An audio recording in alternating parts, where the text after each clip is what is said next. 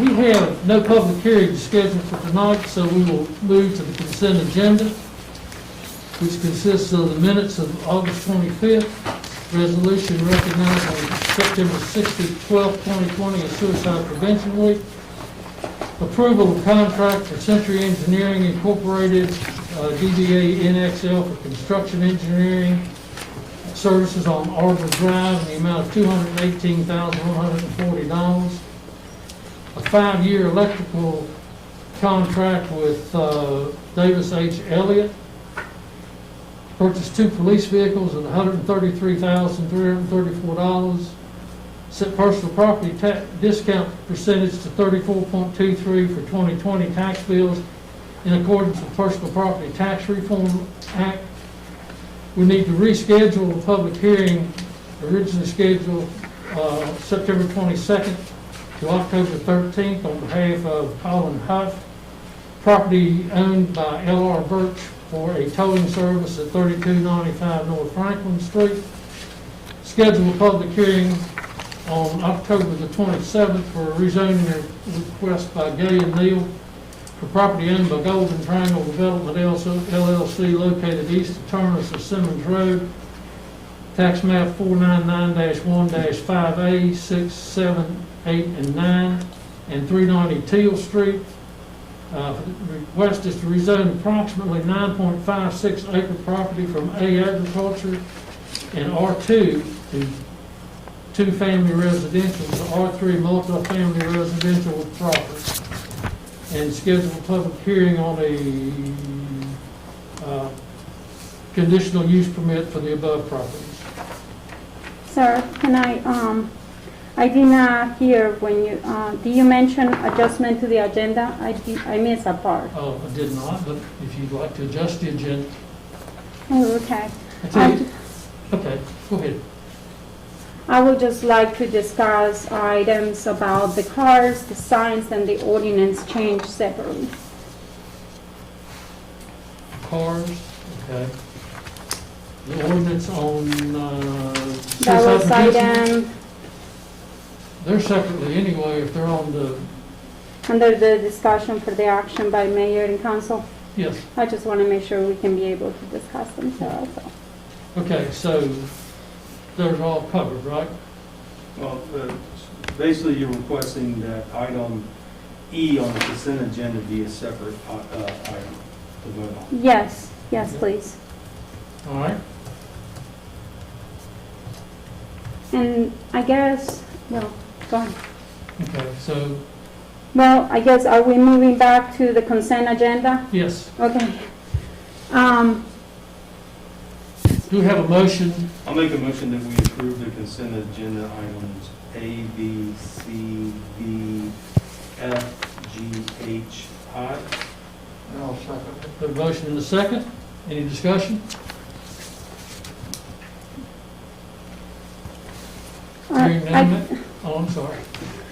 I wanted to make a comment about where we are recognizing, where did I go?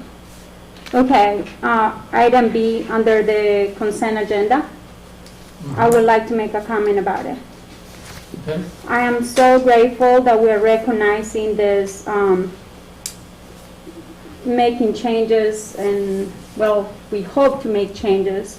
And in this case, for the Suicide Prevention Week, I just feel, and this is just personal, I think that it's a nice gesture what we're trying to do.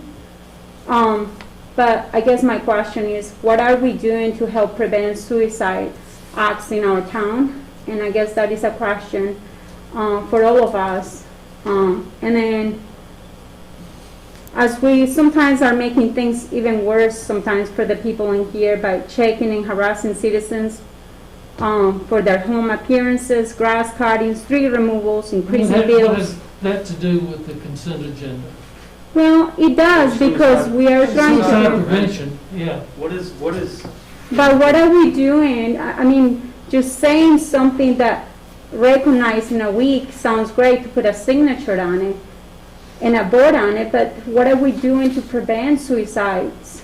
Okay, so here in the town of what is Christiansburg. your ideas? You mentioned your issue, you want to prevent suicide prevention. I think that's something we all can get Yeah, I on think board we've with. done this. What's your solution? My What can suggestion we would do? be to even provide money, allocate money, maybe kind of create a group of people to see if the community wants to intervene and help, like facilities like the Eagle's Nest, because I know when Eagle's Nest was in the town of Christiansburg, we kind of gave them a hard time by being here. And I think instead of giving them a hard time, and these organizations that want to make a change, like the boarding homes, I think we can just decline them to come and move over here in the town of Christiansburg. I think we have to have discussions about them. How can we help? So people that get out of jail, the people that are having issues right now paying their bills, they can go to somebody and talk to and maybe hopefully get some financial help. Okay. Well, can you explain what the Eagle's Nest is? It's a program for people that have had encounters with drugs, or they have had a bad past, they have been in jail, they have come out of jail. It's a program that helps them and rehabilitates them. And so they're no longer here. They just moved to Floyd, but they're always wanting to provide the services here in the town of Christiansburg and hopefully find a house in the future here in the town of Christiansburg where we can serve more of those people here in the town of Christiansburg instead of sending them to Floyd. Right. So did we run Eagle's Nest out of Christiansburg? Not anymore, sir. No. Not Did from we my run them understanding. out when they moved to Christiansburg? They did. From my understanding, we did. From whose understanding? From several people that I have spoken to. Who? I am not going to tell you those names. The boarding house, you were against that. The boarding house for who? For Marine March over there on Does Roanoke Marine Street. March have a boarding house on Roanoke Street? She does, Yes. That was passed. but that was difficult to get through, wasn't it? It wasn't difficult to get through. No. That was a grandfather. We did change the ordinance after Okay, that. so may I call for a vote on the consent agenda? I'm just saying, just have something in mind. Can we come up with things to help? I challenge you Prevent to it. come up with something. Okay. You present council with real solutions, not issues.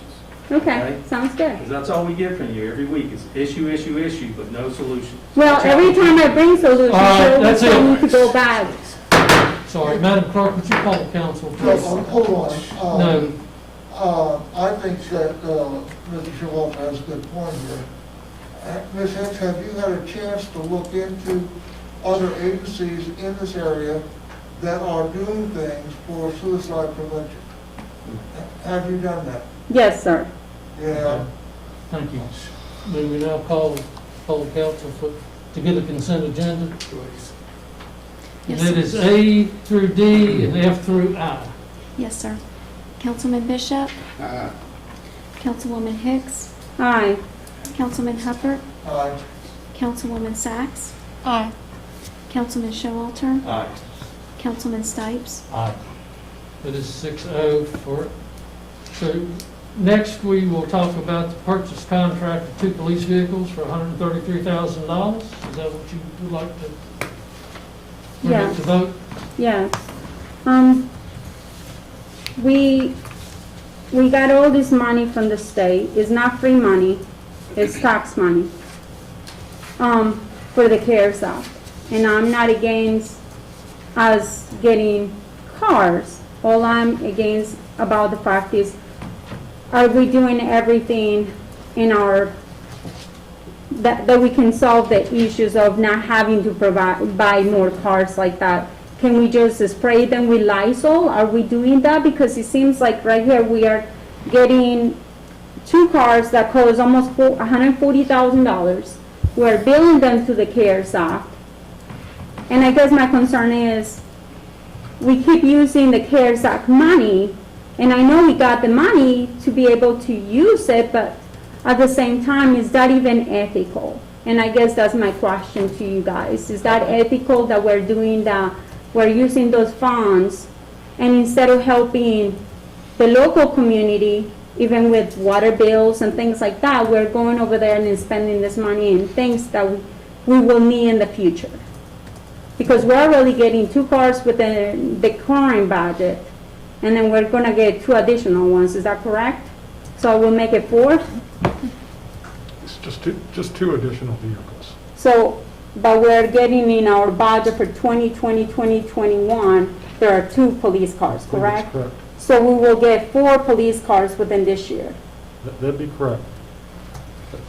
To be honest, we had actually been replacing 4 per year. It's kind of normal replacement schedule to some degree.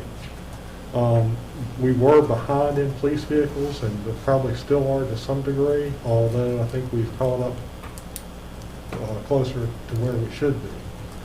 We kind of did that with the downturn and recession. I think we were behind public works equipment, things like that.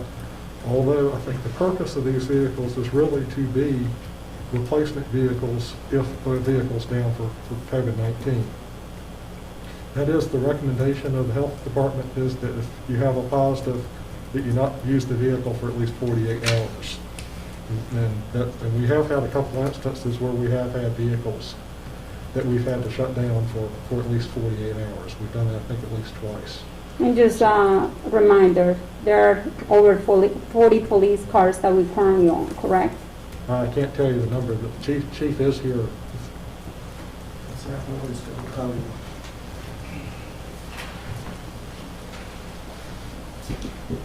I didn't hear that last question.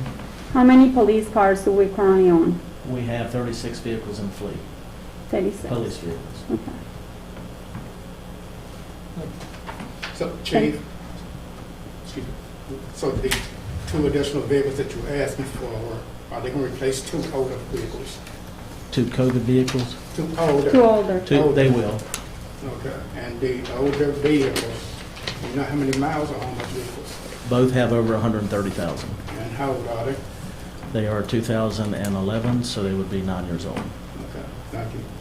Chief, I believe in the past years, you have brought out that if we slow down replacing cars, that in the long run, it's going to hurt us when we have to replace numerous cars a year if we don't keep up this normal rotation. I mean, I have discussed that in budget work session, that if you leave a car on the street to 150,000 miles, the maintenance begins to cost you dramatically. And that's not really the issue here.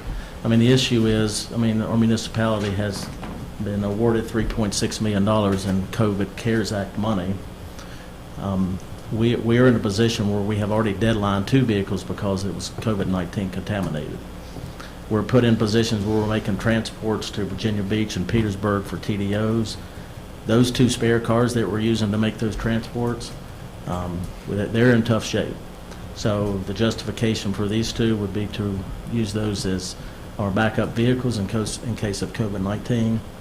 And at the end of the day, we have until 31 December to spend the $3.6 million. And that's not my responsibility. I know that's Val's, but I'm going to venture to say that we'll never make that happen between now and 31 December. So I think from a police perspective, we're being very proactive with this submission. Other jurisdictions around us, Montgomery County, Blacksburg, Montgomery County asked for 4 under the CARES Act, and I think Blacksburg was asking for 2. Most all police agencies around us are asking for police vehicles under the CARES Act money. Okay. Thank you. Thank you for answering those questions. I guess the reason why I was asking, just to make sure that we are doing the right thing and we're not going to be using funds that were to help, you know, the community, which I know you guys are helping the community. Please don't get me wrong. I just want to make sure that we don't get in trouble like businesses are by using money that is allocated to them by PPP money, which I know is different from the CARES Act money. I just want to make sure we don't get in trouble. Is that something that? I think the key point is that it has to be used to address concerns that were, address COVID-19 problems. Mm-hmm. And that's kind of what I'm understanding from Randy and from the chief, is that this is an expenditure that's necessary to address the problem. I think if that's the case, then legally in good standing. Okay. And then just one last question. You said that there were 2 vehicles that were contaminated already. Is that a way, and I know it takes about 48 hours and then you can reuse them. I'm sure that you guys are able to use sprays, cleaning things or whatever in every shift, or how are you taking care of that? And I don't know if that's can you answer that to me, just to make sure that everybody's cleaning the cars after everybody's, somebody's in there? Yeah, we're following CDC guidelines on decontamination of police vehicles at the end of each shift, and the oncoming shift will do the same. So we've been following that since the COVID-19 virus hit us in March. We've deployed a operational plan to handle that, and they've done that very well. Okay. Thank you, sir. So, Chief, basically it sounds like we have 2 old vehicles Correct. with high mileage, Correct. and this is a good opportunity to replace them Yes, sir. I believe it using is. someone else's funds. I believe it is, sir. Thank you, And I Chief. think it's fiscally responsible to do so. Thank you, Chief. Mark, were these 2 vehicles in your proposed budget last year? No, they were not. There were approved vehicles in our current budget, but these were not 2 of those. But when you first proposed the budget, before you approved it, were they not in there? I mean, these 2 were not. I mean, we have approved To vehicles in the budget. qualify, it would have had to have not been budgeted prior to March 1st of this year. Okay. So if it wasn't included in this year's budget at that time, then it would be eligible, as long as it's addressing COVID-19. Will this give us some breathing room for next year's budget? Possibly. Yes, sir. Okay. I'm just going to put it on the table, we can keep the discussion going, but I make a motion that we approve item E of the consent agenda, to purchase contracted 2 vehicles for $133,334.48 from Sheehy Ford. This CARES Act funds. Second. Yeah. Second. Got a motion and a second? I'll make a quick comment. I asked questions about this, and we saw that after speaking with, I spoke with Mr. Bishop about this, and also with Town Manager Wingfield, and my questions were satisfied. I was just questioning the cost of those, and that is sort of what you would call out-the-door costs. They're typical police interceptors. Move in ready. They're moving ready, and especially with the risk that our officers are taking. We already have COVID, we've had COVID in our police department. I'm sure a lot of places have, so my questions were satisfied. I had the same questions, Ms. Hicks, and my questions were satisfied after this conversation, so I'm happy to support this. Got a motion and a second. Any other discussion? Madam Clerk? Yes, sir. Councilman Bishop, Councilwoman Hicks, Aye. Councilman Hubbard, Aye. Councilwoman Sacks, Aye. Councilman Showalter, Councilman Stipes. Aye. That is unanimous. Under introductions and presentations, we have Children's Trust Board of Directors, Member Court Hall, and Police Lieutenant Randy Bonds to present regarding the Children's Trust and Ewer Valley Advocacy Center of the NRB. Mayor, members of council, thank you so much for providing us an opportunity to be here briefly and to update you as to what's going on with regard to the CAC and Children's Trust. I don't think Lieutenant Bonds and myself are here to tell you about horror stories in regards to child abuse. I think it's very difficult to hear as an adult. I don't like to hear those things that we deal with. That being said, it does put things in perspective when you realize that the children that go through those types of ordeals, what they experience during the actual encounter itself, and that's precisely why we're here. The CAC is the Child Advocacy Center, and what the CAC is, it's actually located just right down the street here. It is an area in which there is a forensic interviewer in a comfortable and safe area for a child to be forensically interviewed. And what that means is it's a trained interviewer who does not lead the child. It's a trained interviewer who does not create any, if you will, assumptions with the child. Lets the child really direct things. And at that time, the child that's giving that interview, the Commonwealth's Attorney's Office, members of the police department can be present. And what we do is we have one event We have one opportunity at that point for that child to tell their story. And these would be child sexual abuse stories, these would be child physical abuse stories, or child mental abuse stories. So it's pretty much the entire spectrum of child abuse that we see, unfortunately, in our community and in our society. The key there is the child is not having to tell their story to a CPS worker, an additional detective, an additional guardian ad litem, an additional attorney, having to be deposed, speaking to another, to maybe to the member of the Commonwealth. And what you do is you get multiple stories and multiple retellings. Unfortunately, recollections are imperfect as they are. That can sometimes frustrate the inevitable efficient prosecutions on those matters. So the CAC is vitally important in that regard. And then, of course, the byproduct of that is less re-traumatization of our children. I can't imagine anything worse than having to retell a story of when a child had been sexually abused or physically abused. So the CAC is here locally, it's in our community, it's in our backyard, quite frankly, and it's growing. And we're actually, I guess, double the size for the last time I was there as to the most recent time that I went there. And we are having an open house. And that open house is scheduled for the 25th of September, which is, I think it's 2 Fridays from this Friday, from 9 to 6. No appointment necessary. We would frankly cordially invite any and all people that are here today, the council members, the mayors, members of the town, administration. You can stop by for 5 or 10 minutes. And the key is just to meet the interviewers and to kind of see where it is that our children are taken, and where they can, again, tell their stories in a very non-combative, if you will, environment. These are also recorded, and so that if an additional individual needs to look at that interview or review that interview, they can do so by that recordation that's provided. And multiple times, many times, I would say the gross majority of times, it creates the, if you will, or lack of necessity for that child to ultimately testify in court. I mean, the key for the CAC is you do an assessment from the very get-go, and that kind of leads you as to where things are going to go and where they're going to progress. I was somewhat unfamiliar with Children's Trust years ago. I don't mean to say when I was a member of council, but quite frankly, when I was a member of council, we heard about CAC. I believe that it was Mr. Bonds and it was Melissa Almond, who was a CPS, I think she's a CPS supervisor from Radford City, came and spoke to us about it. Now, I was really familiar with the CAC. I just never knew it fell under that umbrella. So I knew of the importance. And I knew as a GAL, I would oftentimes get those transcripts, and I would use those in court when I would be charged with representing a child's interest in regards to a criminal misconduct or even with a civil case that may flow from that.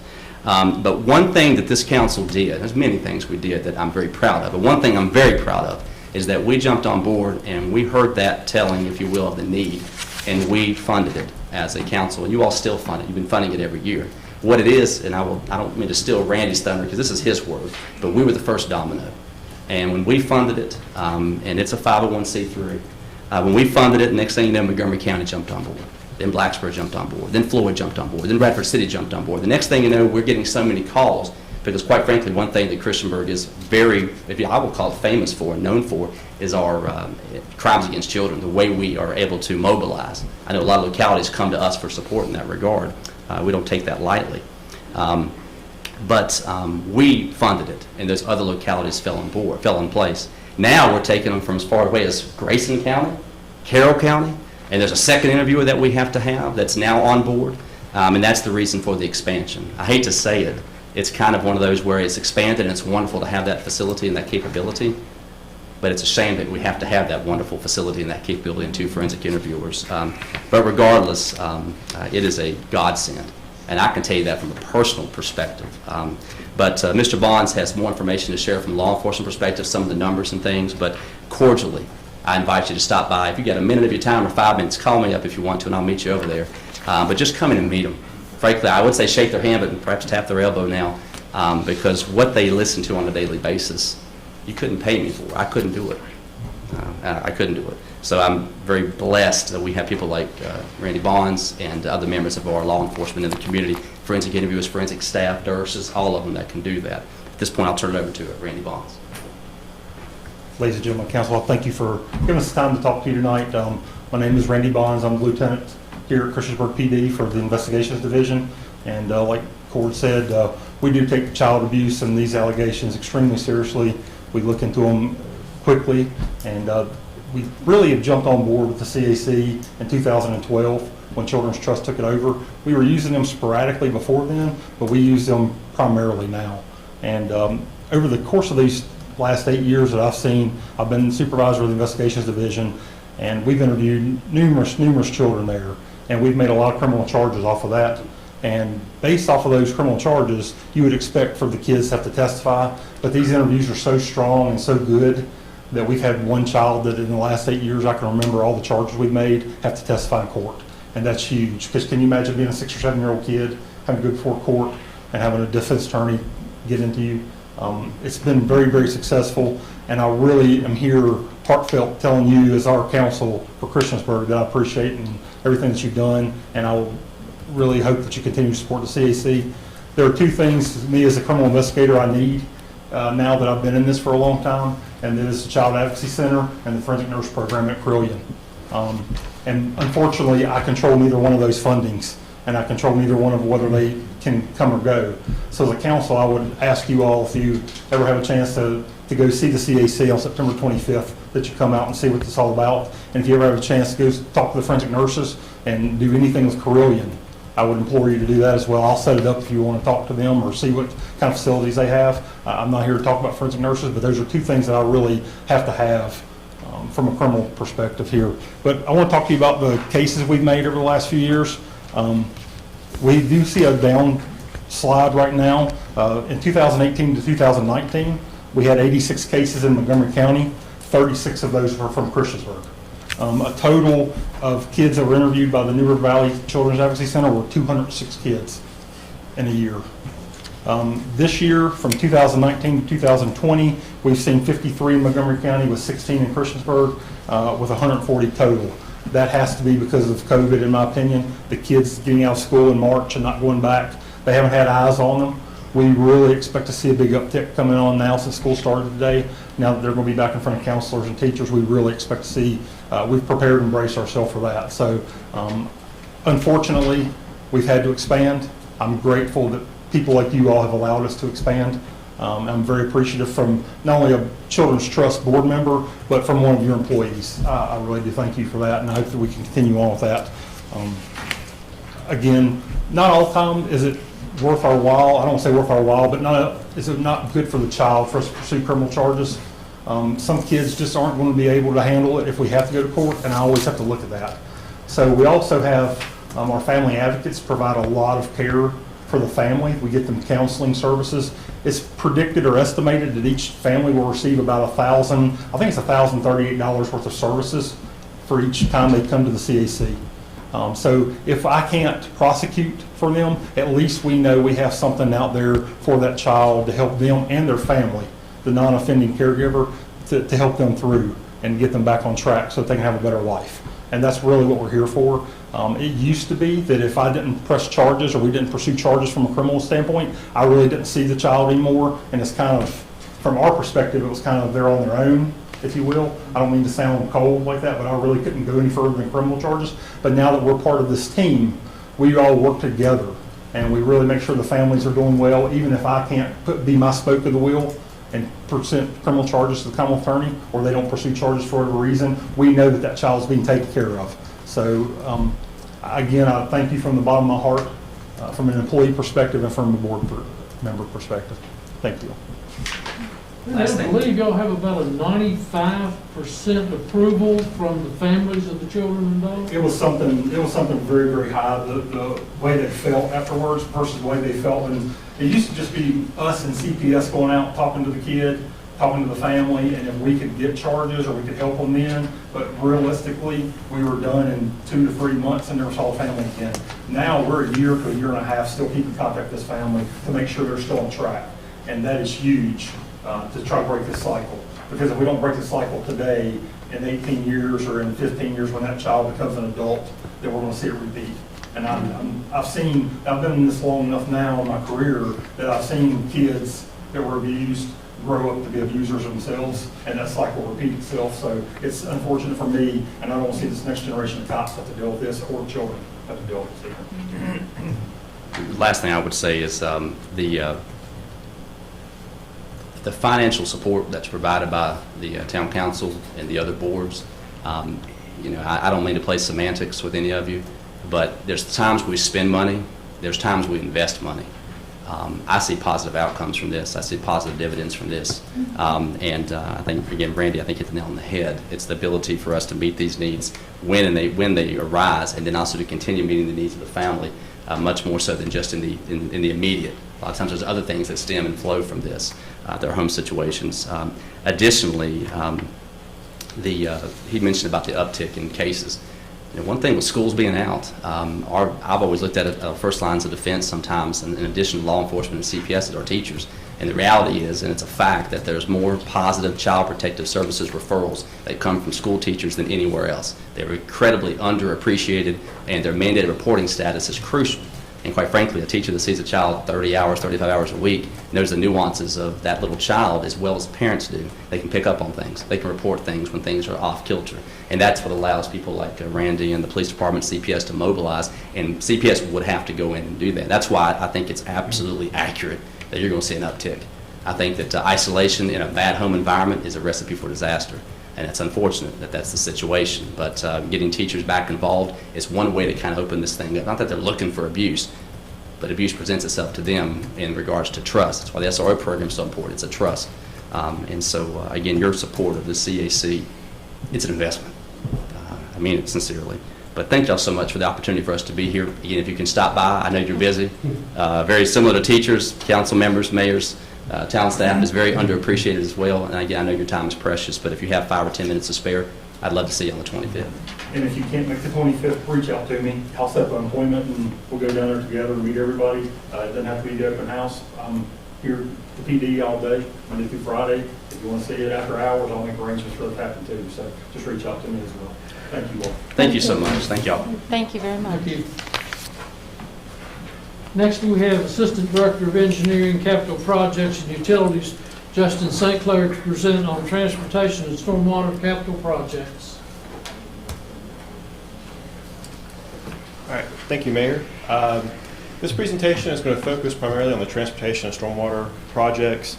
I believe upcoming next meeting, there's going to be more on the water and sewer, as well as a presentation about Public Works on the upcoming work at the wastewater treatment facility. And just to kind of set the stage, this is more of a precursor to the budget process upcoming. And all these items presented kind of on the latter part of this project will be considered and up for discussion in that budget process. So, clicker.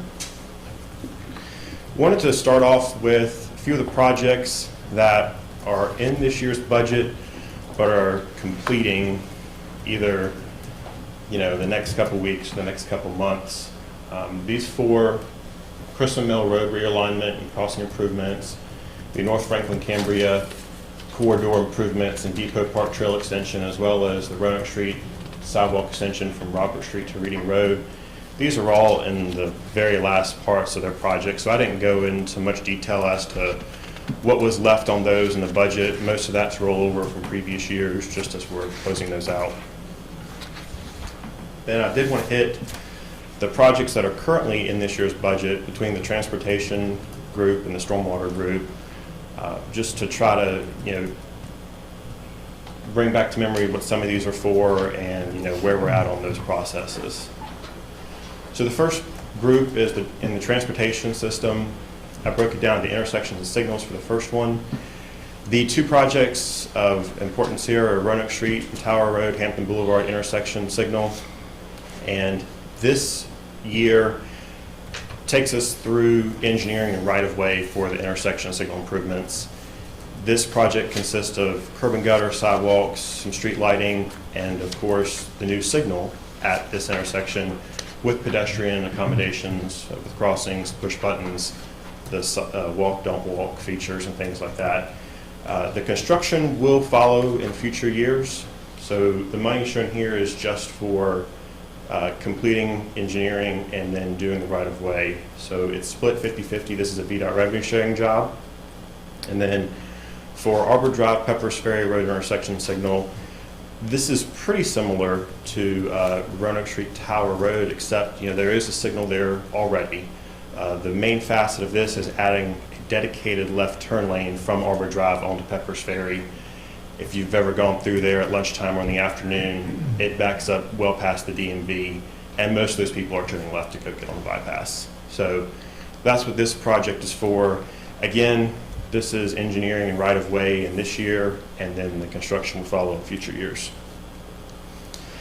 The other group in the transportation is the trail, sidewalks, and paving.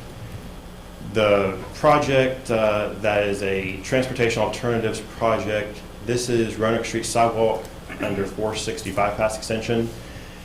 This is connecting where we stopped at Falling Branch intersection with a sidewalk, and takes it all the way to Hubble Drive under the bypass, which is a surprisingly heavily used kind of path through there.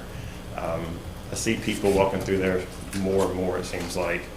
This is a transportation alternatives HSIP project, so it's 80+% funded from VDOT and FHWA. What's funded in this year is engineering and right-of-way, and actually construction if we're able to get there before July 1st of next year. The other project in here is our standard annual paving and primary extension program. We we break that up into local streets and then the higher volume streets that VDOT helps pay for, actually pays 100% for. We haven't determined the extent of paving and/or repairs on the local town streets yet. That's something we'll pick up in the upcoming months and get a consultant to help us evaluate those and also do inspections. The primary extension projects that we applied for last fall and should be hearing about shortly is Roanoke Street from the 460 bypass down to Depot Street. So that long stretch of that 5-lane road there, the 4-lane with the chicken lane, and then Peppers Ferry Road westbound. So this is from Arbor Drive to North Franklin Street on the Goodwill Outback side. And that's funded through State of Good Repair, which is 100% match from it's not even match, I guess it's 100% funded from VDOT. This year they decided to federalize it, so that does make it a little bit more complicated, but it's something that we'll work through and handle. They also did offer more money this year than the traditional $1 million a year, so that helps.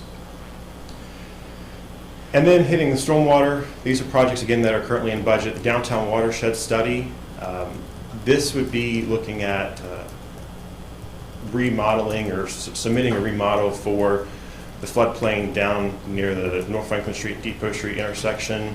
It has the potential to lower flood insurance at a few of those businesses. And then the Christiansburg Industrial Park stormwater management improvements, that is to work on the basin that's over at the Christiansburg Industrial Park off of Roanoke Street out near Sheila Motor Mile. We are going to apply for SLAF funding this fall. I don't know necessarily what the state will be providing for that. The state's kind of in limbo for some of the purely state-funded projects, so we don't know where that's at yet. That would include engineering and construction funds. And then the last project here is Hickok Street improvements. This is also a revenue sharing job with the other street jobs we had. So this pipes a storm drain system under Hickok Street and aims to address downtown building flooding on West Main Street. And we do have engineering right-of-way budgeted, but construction will follow in future years. So that's a 50-50 match from the state. And then there's two more. Sleepy Hollow drainage improvements. This is to look at stream erosion out on Sleepy Hollow Road from Cambridge Street down to, what is that street? It's not down to, well anyway, it's downstream, I guess. I can't think of the actual street it goes to. And we do want to evaluate the effectiveness of the stormwater facility down at the bottom there. Again, want to apply for SLAF funding, which would be a 50% match from DEQ. Right now, we just have engineering budgeted to get that design started and get us a good application to go to the state in hopes of getting that money. Justin, that goes down to Independence. Yes, sir. That's the pipe, that's the steel plate arch, the new culvert we put in. That's right. Not too many years ago. 5 years ago. Yes, sir. Anyway, that's moving up the water channel or the water basin. Yeah. Upstream. What away? That's what I'm looking for, right. Independence, yeah. Okay. And then the College Street Drainage PER, Council authorized us to move forward with this a couple meetings ago. And this aims to address the flooding on portions of College Street between Rafford and Moose. This initial money provides us a chance to go and get a PER for an alternatives analysis of the potential solutions. And as part of that, we'll investigate what type of funding is available to address that, just to help to leverage what money the town is able to put forward to it. And now I was going to jump over to the other projects that were initially shown in the budget, and then once COVID hit, we pulled those back for obvious reasons. Most of them are transportation projects. There was one stormwater project that was pulled back, but I'm just going to hit these kind of more at an overview level.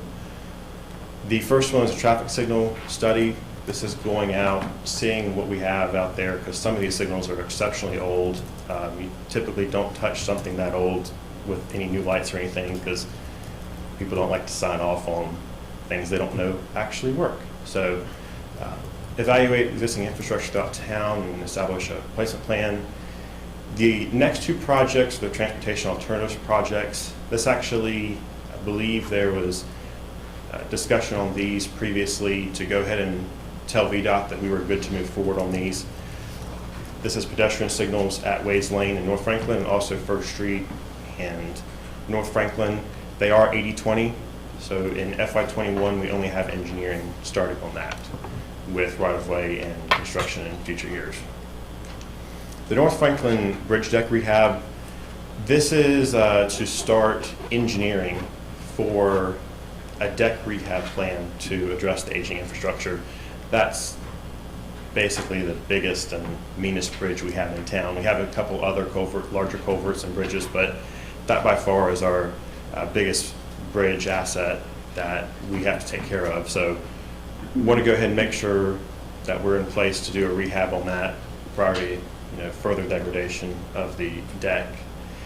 And then the last part is the overflow parking at the Aquatic Center. We just want to go ahead and complete construction of that parking lot. We had graded it out, gravelled it previously. We want to go ahead and move forward and finishing whatever responsibilities we have to get that closed out.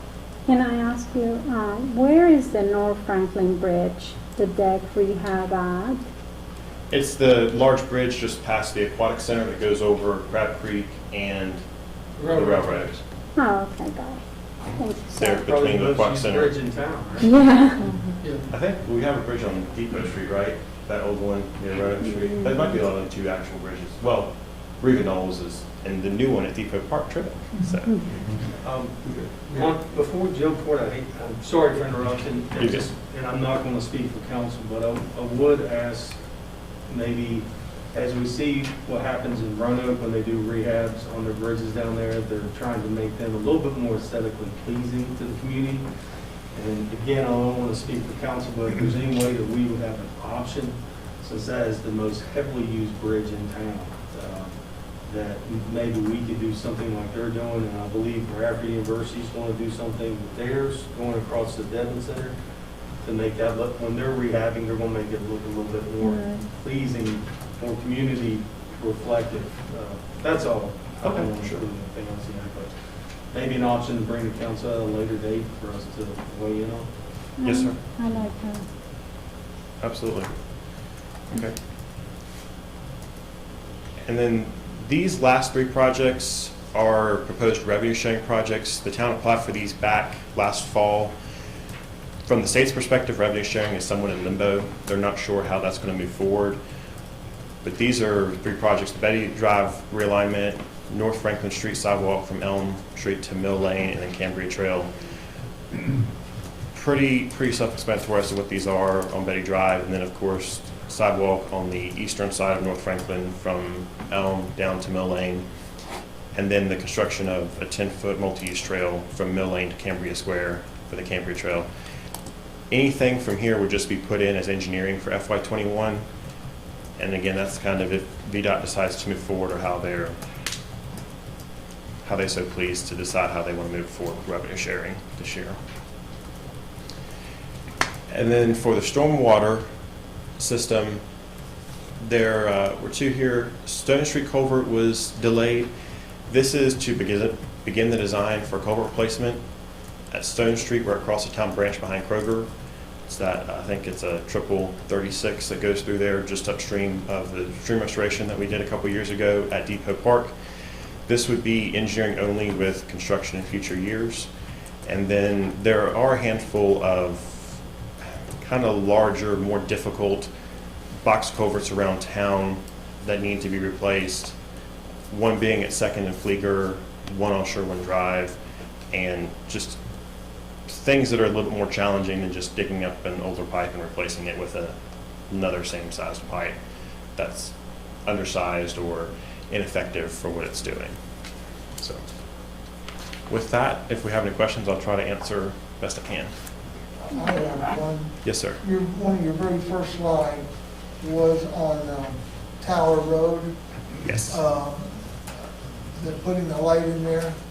Have you got any ideas of when that might happen? Our schedule to VDOT, I believe, is advertising probably next fall, probably a year from now. So construction would start in the October, November timeframe. We have to move forward through right-of-way acquisition with a couple parcels to get some easements and such through there. I mean, I've never been there at peak time, but I hear it gets quite tricky. Val could tell us. Definitely does. Yeah.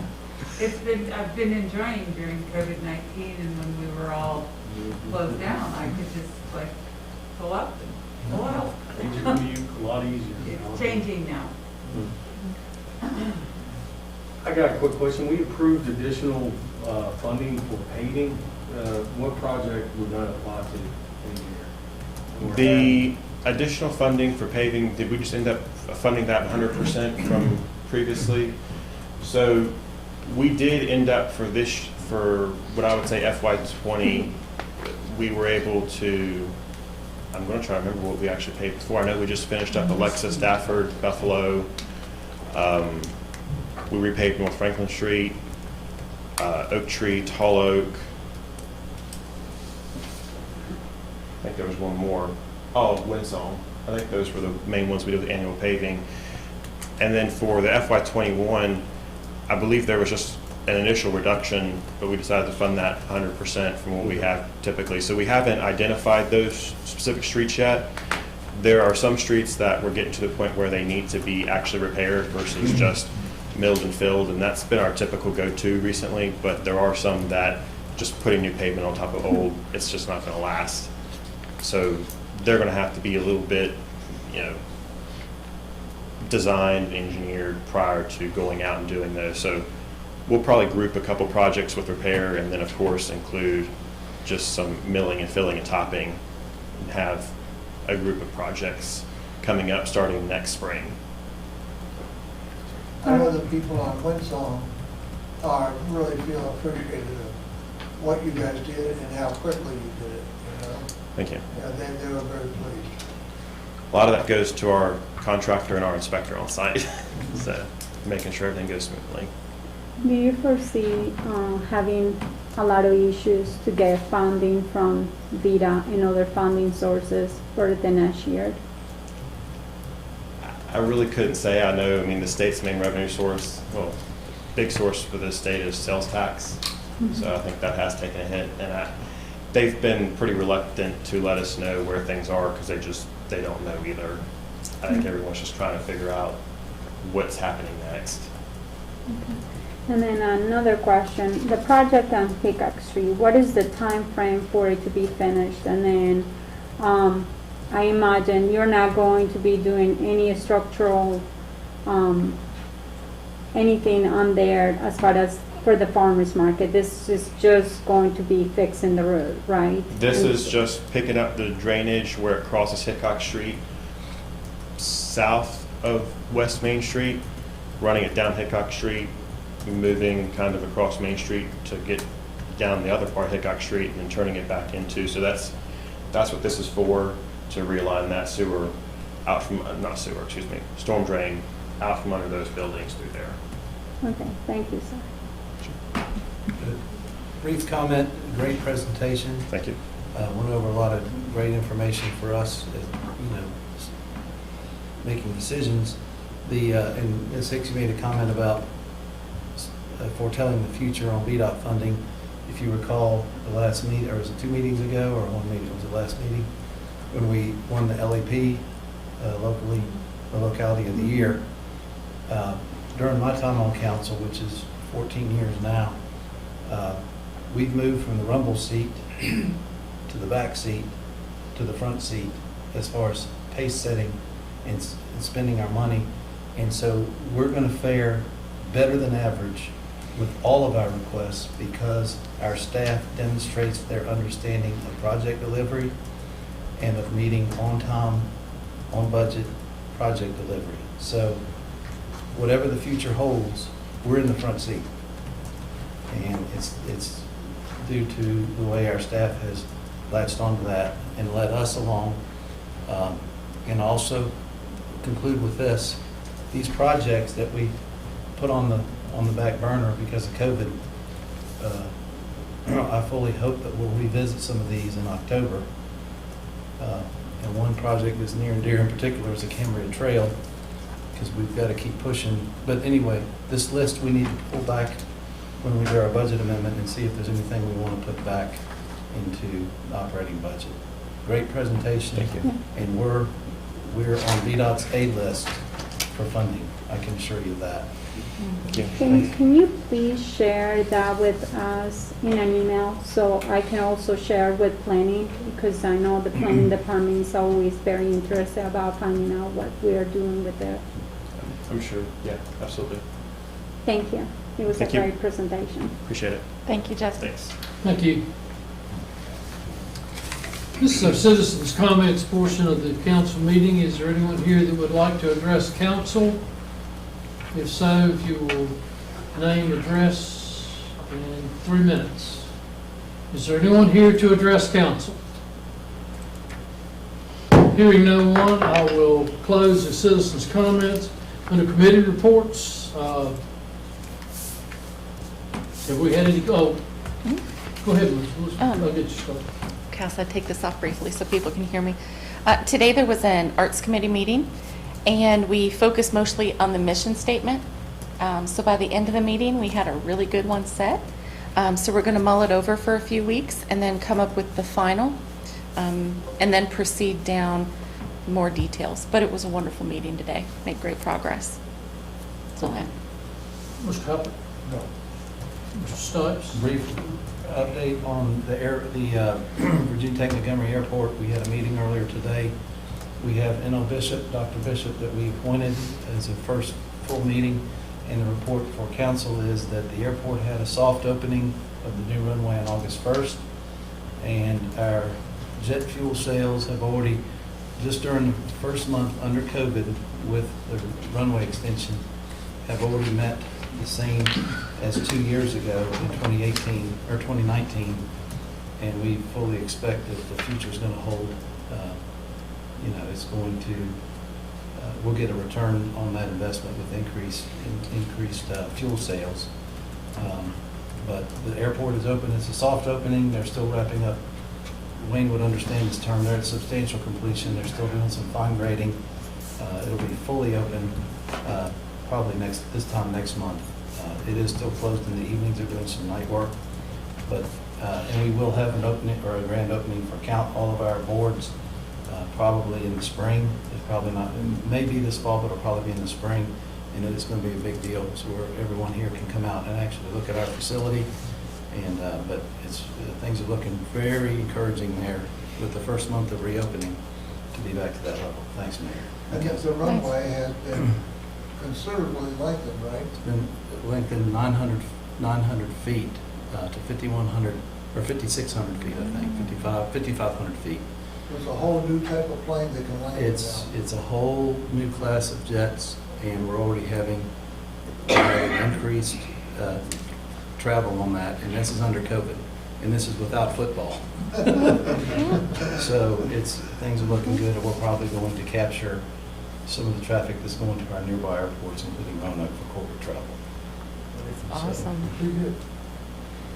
Mr. Showalter? Nothing. Mr. Bishop? I don't have anything. Ms. Hicks?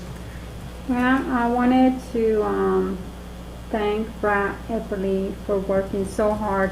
We are trying to come up with ideas on how to make a really fantastic Halloween, drive-through Halloween at the Rex Center this year. So I know he's working all the details and everything with that, so that's really exciting. And then also at the mall, we're planning to have an event for Christmas, so there's a lot of things that have to take place for that, but I'm very excited. I think everybody's really excited to hear that, so. That's good stuff. It is, very good. Discussions and actions by mayor and council. Recommendation of reappointment of Karen Drake Whitney to the Board of Zoning Appeals for a term lasting from August 31st, 2020 to August 31st, 2025. And I believe Ms. Whitney is here tonight. I'd like to make a motion that we reappoint Karen Drake Whitney to the Board of Zoning Appeals for a term lasting from August 31st, 2020 to August 31st, 2025. And thank you for your service. Thank you. I'll second. Have a motion and a second. Any discussions?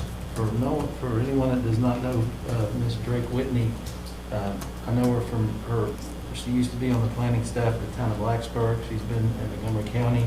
She has an excellent grasp of good zoning practices, and most importantly, she knows Christiansburg and knows how to apply her decision-making to zoning and requests that affect their town. So not only you have a solid background, but you know us, and I think we appreciate your service. I do.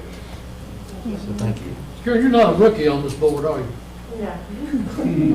She's not a rookie to volunteering for town committees. Aquatic Center. Yes. The central business. Yes. When I served, the same I served on it, you helped that sort of get rolling from it just being a live committee that met only a couple times a year. So you volunteered your time and efforts to make this town better. Appreciate it. Thank you. I'll ditto his statement. Your work is not easy, so thank you. Thank you. Karen, you have anything to offer? No, just thank you for this opportunity. Madam Clerk? Yes, sir. Councilman Bishop? Aye. Councilwoman Hicks? Aye. Councilman Hubbard? Aye. Councilwoman Sacks? Aye. Councilman Showalter? Aye. Councilman Stipes? Aye. That is 6-0. Thank you very much. Next is the ordinance to extend emergency procedures to ensure the continuity of town government in response to COVID-19 disaster. I believe that is supposed to expire September 24th, and we're just asking to go ahead and extend this for, is there a time period on this thing, Randy, or is it? It expires 6 months after the disaster is Okay, over. so we're in pretty good shape. So this is, 6 months after the disaster is over. Yeah, that comes out of the statute. The original draft that we had adopted in March, I guess, just expired in 6 months, which means that's why it's expiring in September. Statute actually says that you can have it expire 6 months after the end of the declared emergency, so.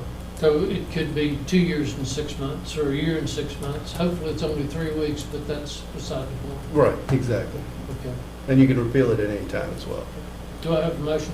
I'll make a motion to extend the emergency procedures to ensure the continuity of town government in response to COVID-19 disaster. Second. Motion and second. Discussions? Madam Clerk? Yes, sir. Councilman Bishop? Aye. Councilwoman Hicks? Aye. Councilman Hubbard? Councilwoman Sacks? Aye. Councilman Showalter? Aye. Councilman Stipes? Aye. That's 6-0, thank you. Ordinance amending Chapter 30, Streets, Sidewalks, and Other Public Places of the Christopher Town Code in regards to use of public rights-of-way in the B2 Central Business District, which is set up to allow outdoor dining, amongst other things. Potentially, or other displays. I'll get it on the table. I make a motion that we approve the ordinance amending Chapter 30, Streets, Sidewalks, and Other Public Places of the Christopher Town Code in regards to use of public right-of-way in the B2 Central Business District. I'll second. Had a motion and a second. Any discussion? I have discussions about this. So I don't think it should just be for dining. It should be for all businesses under the B2. Well, I think that it It does. is. I think it permits sidewalk sales and this type of stuff also. Signage, it includes There were that. several things. Dining was one, but there are several other items. Mhm. I just know dining is being the item in question. And so I just want to make sure, because all their business, I know their business was Target in the past about their sign. So I just want to make sure that this applies for everybody. Also, I have problems with this because we're trying to kind of change an ordinance with no public comments, no public hearing. In the past, Mr. Stipes had told me that we could not make a change without having public comments. I had to wait to come back to council. And all of you guys agree with you. And so it's not that I'm against about this. I think this is a good change. But I also think that it has to be discussed because there is a lot of things in there. There is also, we're also talking about, one of the complaints that I was looking at it, it was discussing about trash cans and dumpsters and things like that. So I know we're talking about this ordinance and it seems like it's just about tables and things and signs, but I want to make sure that all those other things get covered. Because just several weeks ago, I was downtown Christiansburg at the farmer's market, and I was told that the sidewalks could not be open because of social distancing, because you have to have tents, and because they were going to be providing some kind of food, you could not have sidewalks. So that meant that you had to go through the middle of the street. And my kids already got yelled at because they were going in the middle of the street. So I guess my thing is, how is that going to work with social distancing? Were your kids riding through the middle of the farmer's market or something? They were not riding. They were actually walking, kind of taking their scooters. They always do this downtown. Randy, why aren't we doing a public hearing on this? It's not affecting the zoning chapter, it's affecting the streets and sidewalks chapter, which is basically town property, town right-of-way. Amendments to the code that require, basically affect land use, and that's private land use, would have to be referred to planning commission and do require a public hearing if they affect the zoning chapter or the subdivision chapter. But this, like I say, doesn't affect zoning or subdivisions. It also doesn't affect rates or fees, which is another item that would basically require a public hearing. But like I say, if it doesn't affect the land use regulations such as the zoning chapter or subdivision chapter, it doesn't take a public hearing.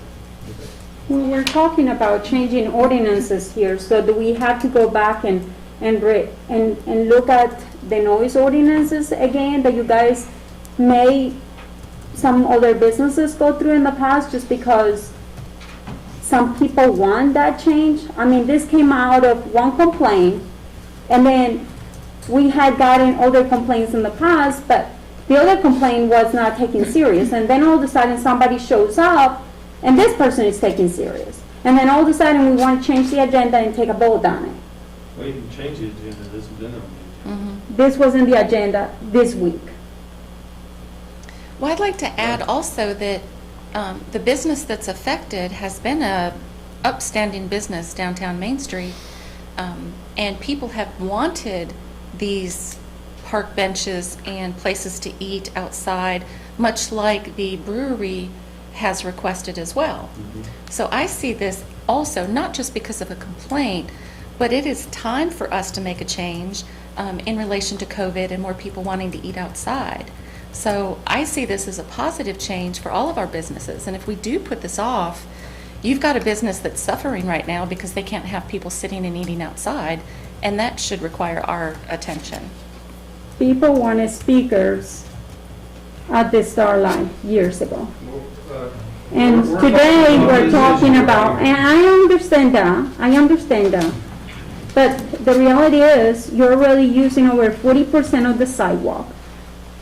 So now what we're doing is we're gonna give a permission to Randy to make those decisions.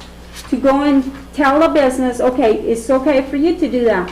But the other business that is competing with, I'm sorry, about your wife's business, we're There's nothing gonna to do. change We this. spend more money with I make bagels a than we do motion to bagels. call the But vote. I'm just saying, we're changing a We have rule a motion to within call this for group. vote. I'll motion to call for the vote to approve number C, the ordinance amending, excuse me, where are my glasses? Chapter 30, street sidewalks and other public spaces of the Christiansburg Town Code in regards to the use of public right-of-way in the B2 Central Business District. So second. So, Yeah. is Madam Clerk? everyone gonna go through the conditional permit process, which it takes, Madam you know, Clerk, weeks to would get you- this Would you done? please call the roll? I'm still speaking about this, Mr. Barber. We have already ended that. We called for a vote. Well, I'm still speaking and I'm not getting the answers. All right. This seems like a political stunt right here. Ms. Hitch, you're out of order. Call the vote. Call the vote, Michelle. Yes, sir. Councilman Bishop, Aye. Councilwoman Hicks, I abstain. What? Councilman Hubbard, Aye. Councilwoman Sacks, Aye. Councilman Showalter, Aye. Councilman Stipes. Aye. May I ask why the abstention? Do you have a issue or relation to this? I just wish we will discuss more about this because I'm afraid that some businesses are gonna be treated different than others. And that's why I'm abstaining. Why wouldn't you abstain because you own a business downtown? Because I don't feel like all businesses are treated the same. So you abstain because you feel like that businesses won't be treated the same by our town manager and the business. Exactly. Not- They already took a not sign away. because you have a business downtown. Excuse me? Not because you have a business downtown. What does that have anything to do with it? Okay. Does that have anything to do with Mr. Showalter? Let's move on. It'd be considered a conflict of interest if you voted on it. That's why I figured you would abstain from it. And this whole ordinance is on outdoor dining, seating, signage, and other temporary I don't have a displays. dining place right now. Thank you. It's on more than dining. No. Consideration of It doesn't digital seem like signage it's for fire explaining department, everything. recreation center, and town hall and CARES Act funding. Also move to approve the digital signage for fire department, rec center, and town hall, using town hall care act funding. Second. The motion is second. Discussions? Yes, I do have discussion. It was brought to my attention by a person of the aquatic board asking the question of perhaps why isn't their sign included in this when they had requested it a long time ago? Because it So I wasn't wanted to funded. present that Yeah, Let's have question. a brief presentation on this if you would like. Okay. I'm just passing through the question, so if they're watching, they can get the answer. Okay, just give you, I guess, a little history and reasoning for the request. Again, go ahead, next slide. CARES Act funding is eligible for the facilities that we've previously discussed. Facilities that we've discussed in the past have been the aquatic center, the fire department and rescue squad, the rec center, and the town hall. Under last year's budget, we had money in the budget for the aquatic center signage, and therefore it is not eligible for CARES Act money. Wasn't that If pulled? it was budgeted before March 1st of this year, then you cannot spend CARES Act money towards it. Therefore, the aquatic center sign would not be eligible. The other three locations I would view as being eligible now. You could maybe move on to the next slide. But Randy, since it was in the budget, that's why, even though we didn't approve it, that's why it can't be funded. Correct. I believe that she has already, Ms. Baldwin has already picked out the type of sign that's going to be there. And we could, She's done all the legwork and we on that. can still purchase that out of general fund dollars if we wish. Part of the purpose of the sign is to help with communications. Obviously, you have multiple facilities covered with those locations. You would reach audiences that you wouldn't otherwise reach with information like our website and social media, news channels, and newsletters.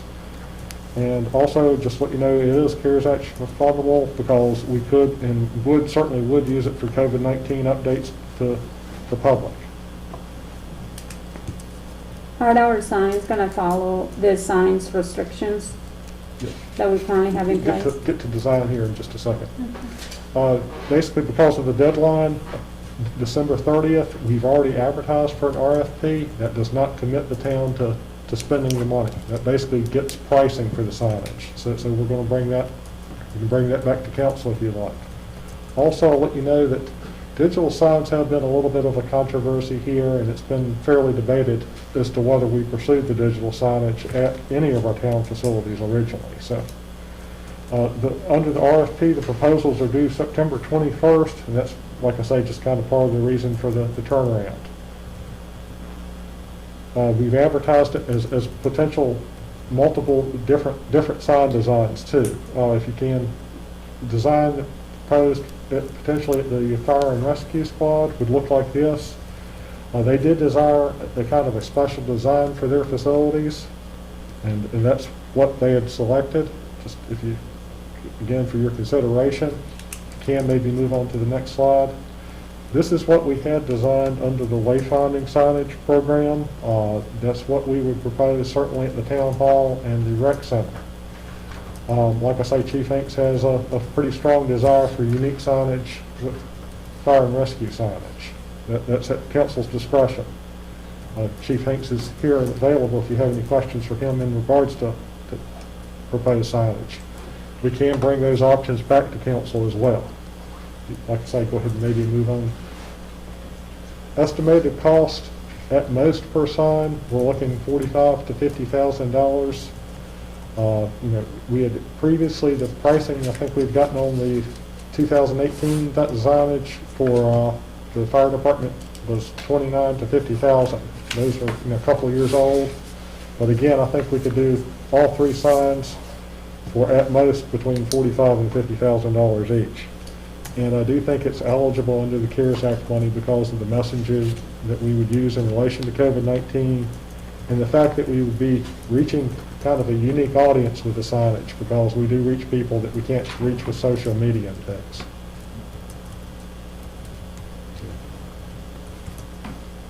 You know, I was originally pretty against digital signs, and I think I made the comment 4 or 5 years ago that we didn't want to have Christiansburg look like Las Vegas. But I know Ms. Caldwell has showed me what she proposes for the aquatic center, and I see what the coach, Mr. Hanks, has got, and I think that we're going out of our way to try to make sure these things are going to look credible and not just look like honky tonk signs. And I appreciate the effort. I would like to, I'm supporting this, but I would like to know why we're not using a common theme. Mr. Hanks is here.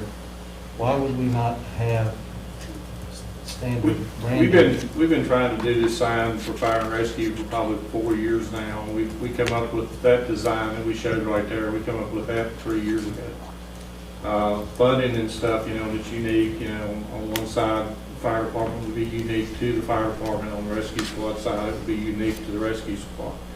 The signage would be operable from both sides of the sign right now. I call it the one-sided sign syndrome.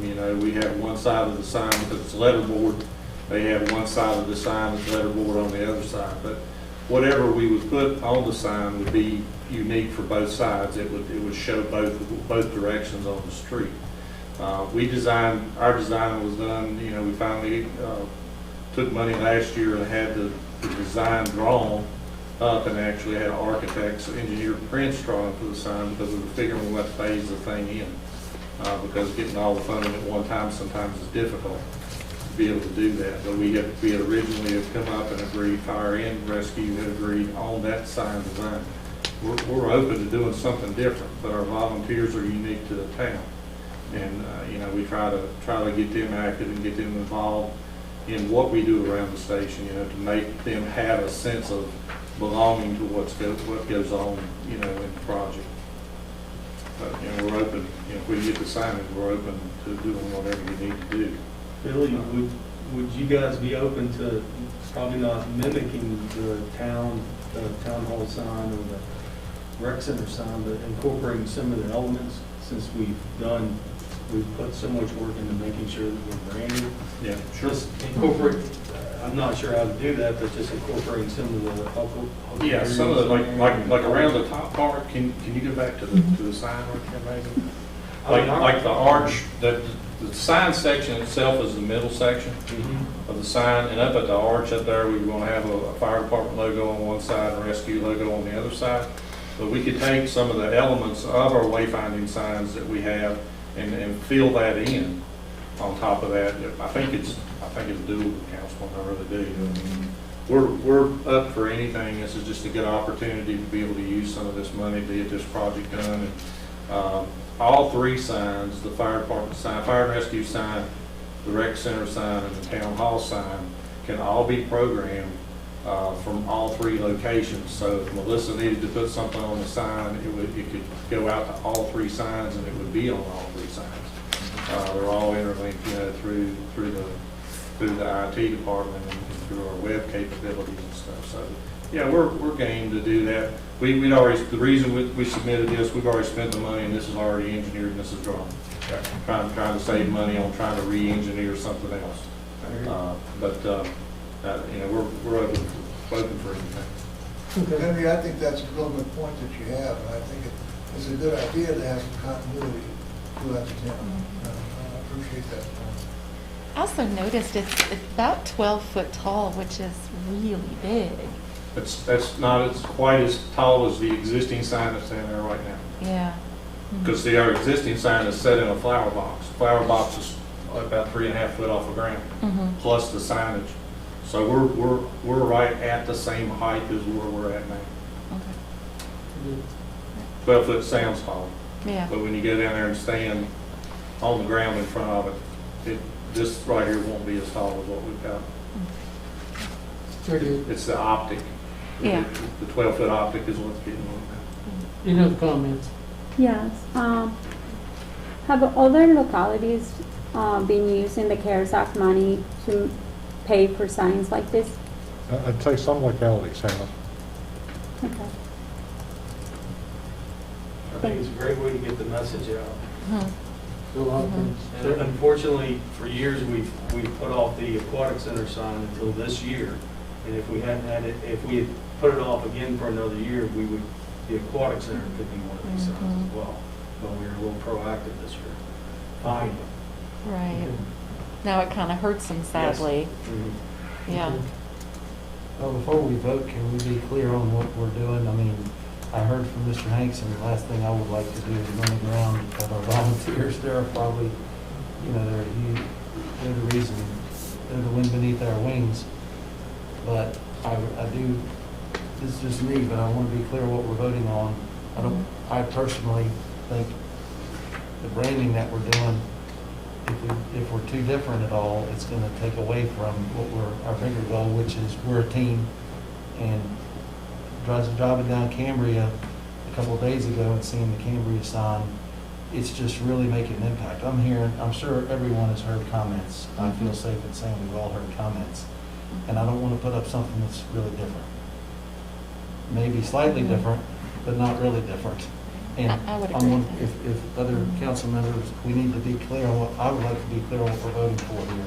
I support this, but I think we've taken a lot of time and investment to brand ourselves, and I respect the fact that it was done 3 or 4 years ago, but where we're at now.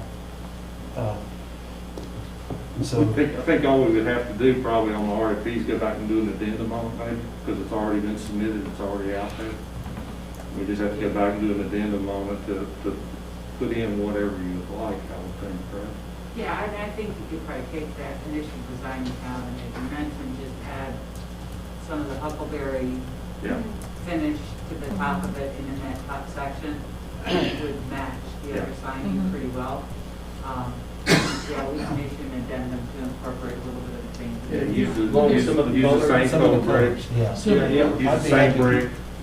Some color schemes to it too. Color scheme's the same. Yeah, color schemes is, yeah. if we Do could you have think that, something Mr. Banks. to match this with simply two brick columns up the side? Yeah, Mhm. That's about it. yeah, so, Yeah, really. I'd Yeah. probably look at, myself, I'd look at the cost both ways. Is it better to put a metal pole or the brick sides? Well, bricks will be more expensive. Yes.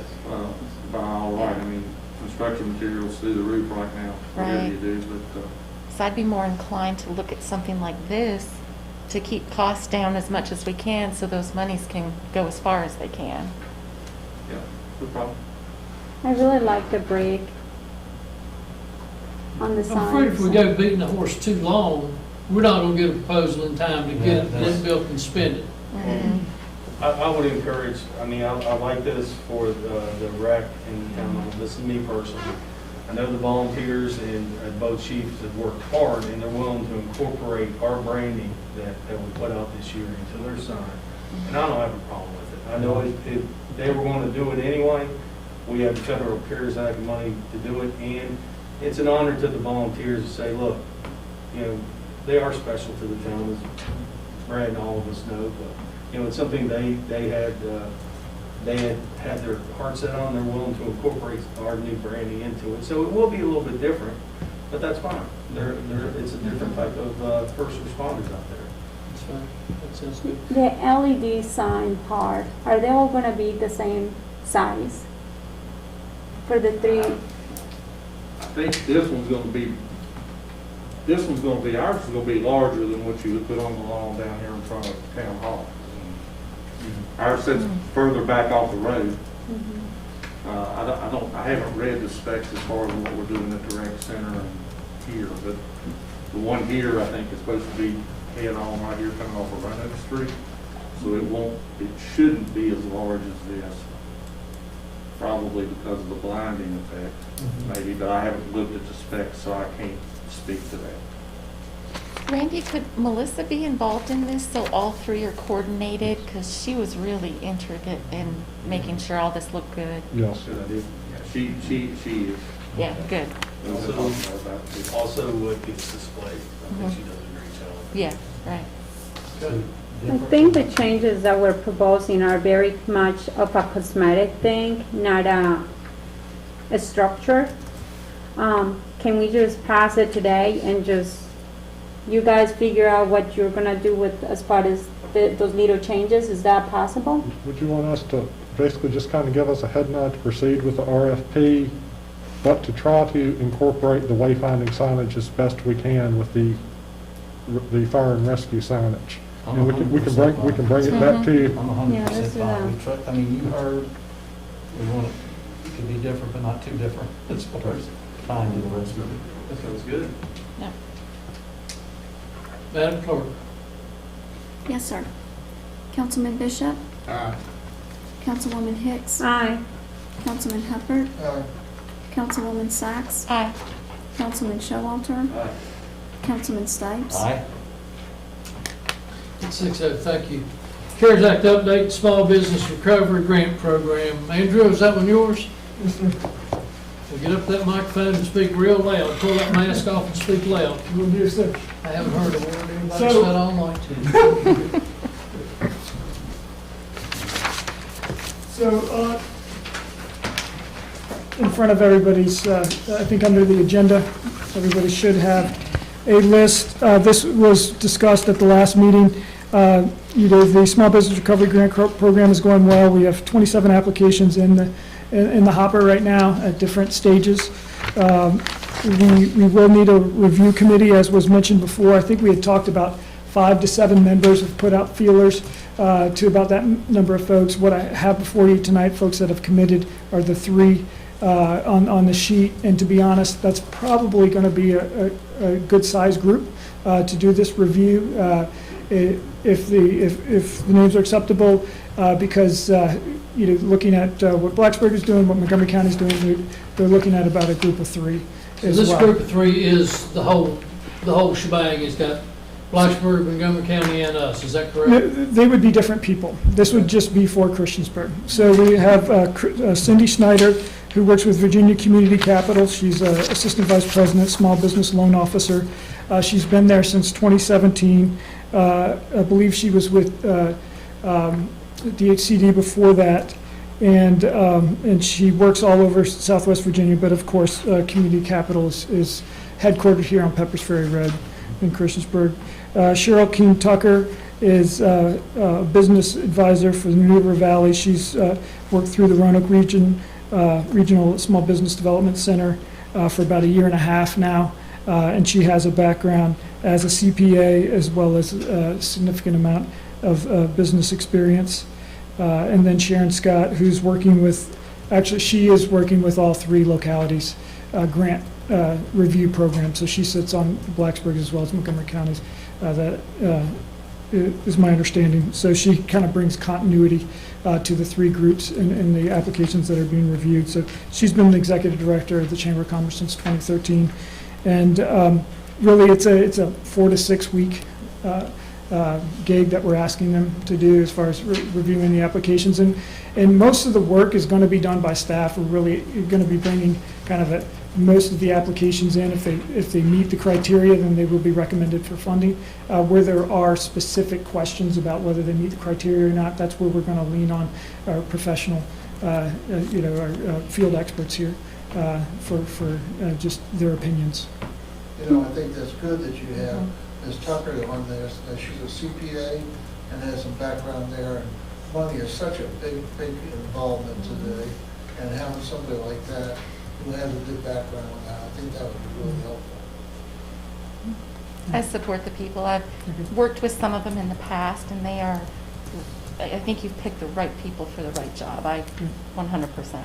How many businesses do you say that have applied so far? So 27. So we are hoping that there will be more. So if there's so any that's opportunity. only about $702,000 that we can use. That, I mean, if they were to get the 27,000. If they had up to 50 employees, correct.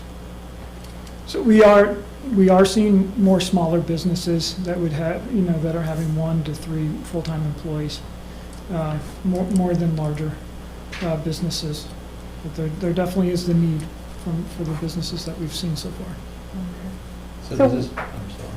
What is the plan if not many businesses, more businesses apply? Well, we're encouraging everyone to get into the system. I mean, there could be additional dollars that would, could be available. If we, if they are in the system, we will evaluate that to see, has everybody had an opportunity, felt like they've had an opportunity to get into, to apply for the application. We want to make sure all businesses, are aware of it, have had time to think about it, have had time to pull together the information that they need to for the application, because, they, as a small business, they have a lot going on, and we recognize that, so we want to make sure that this program in the time frame as best we can works with them, not against it. I have another question. Is it very costly, and can you use money from the CARES Act money to send a letter to every business owner that you may think may be able to get some of this money in the town of Christiansburg? Is that a possibility? Mm-hmm. Yeah, it is. It's a matter of, the staff resources to do so, and, but that is something that we've been pulling together an email to send out to folks, but, a letter may be a bit more effective. We have flyers that have gone out. We're going to be doing a discussion that will be broadcast by the Small Business Development Corporation on Friday. That will go out to everybody that they've worked with in their listserv, talking about the program. But yes, that is, we are running short on time, so mail isn't always the fastest way to communicate, but that is certainly something could be effective. How do we make sure that can happen this week? Do we need a vote tonight, or? Well, as far as the review committee, that would be what we're asking for. To send letters. Well, yeah, we can look at it again. Yeah, I mean, it is a matter of just, pulling together the staff time, if that is if that is something that council would like us to do. It's certainly something that, we've thought about. I would like to see us reach out Yeah.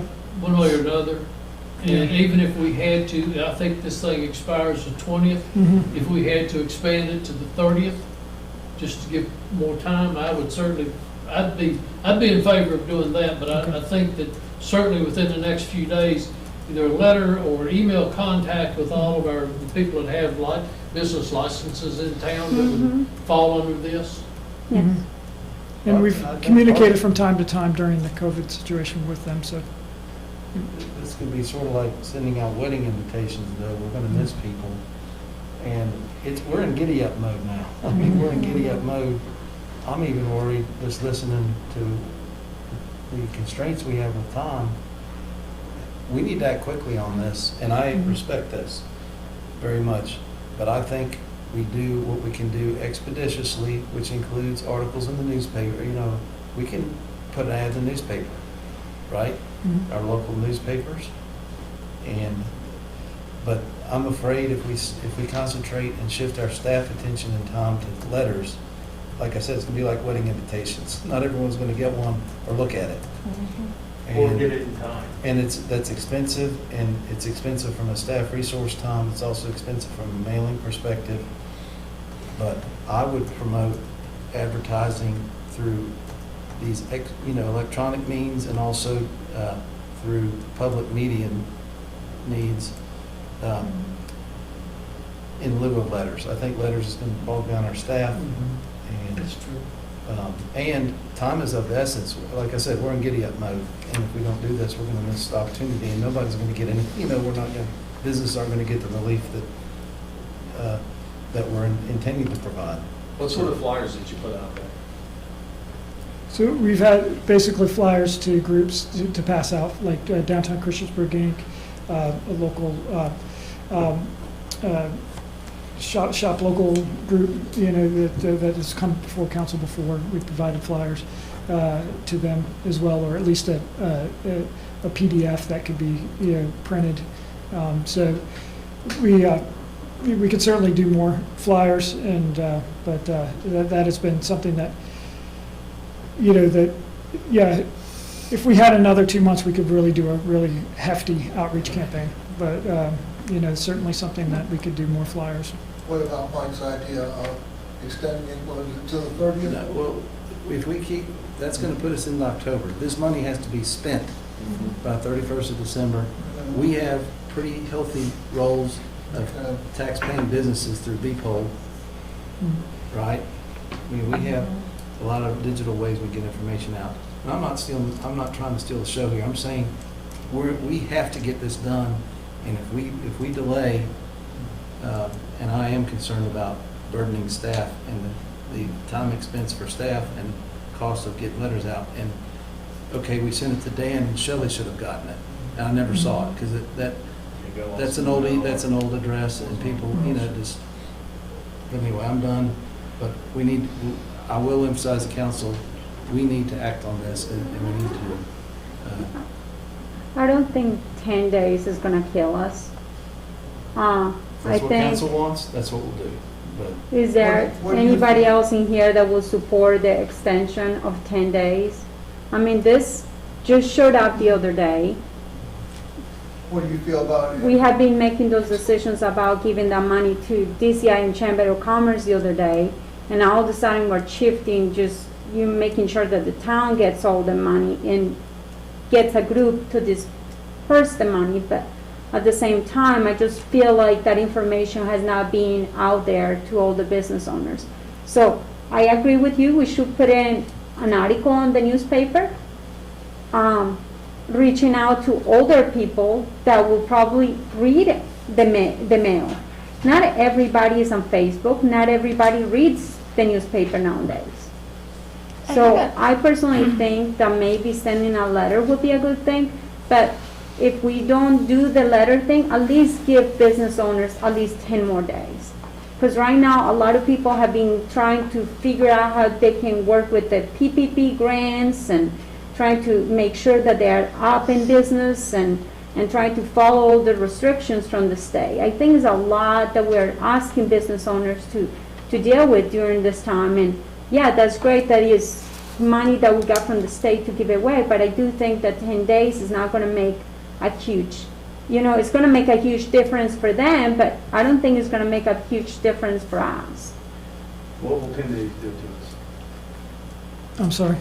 What will extending it? Well, I think I would just need to touch base with Montgomery County and Blacksburg, because we all had the same deadline lined up, so to see if they would be comfortable pushing it out as well.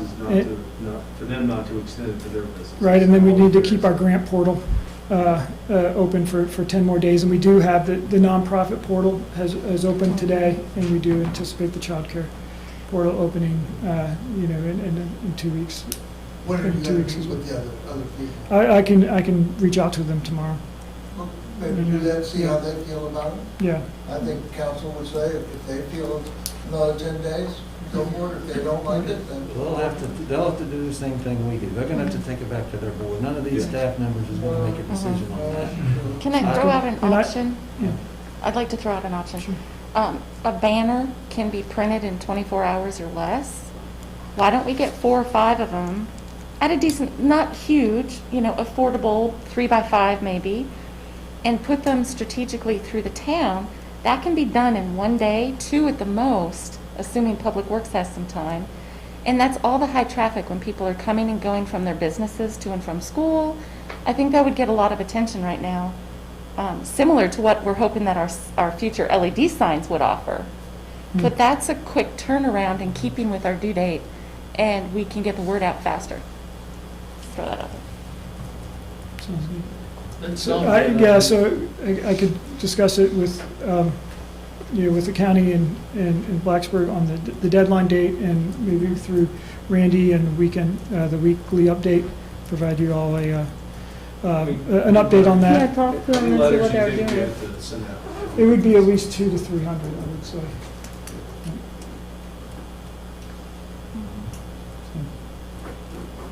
How much So- work will it be? Is there something that I can come and help you guys the whole day? How many days will it actually take for us?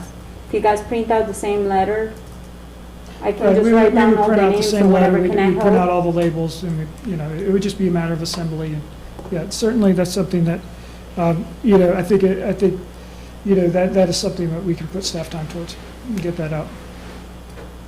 If that's, and then we can consider the banners as well, if that, if that's desirable, because I think, it is something that we could at least say, yes, we got the information out to make sure that we're covering all our bases.